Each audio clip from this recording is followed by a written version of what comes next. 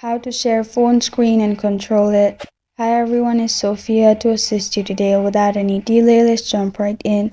First, open Play Store and then download TeamViewer Quick Support app. After you've done that, simply open the app and you'll find your ID in here.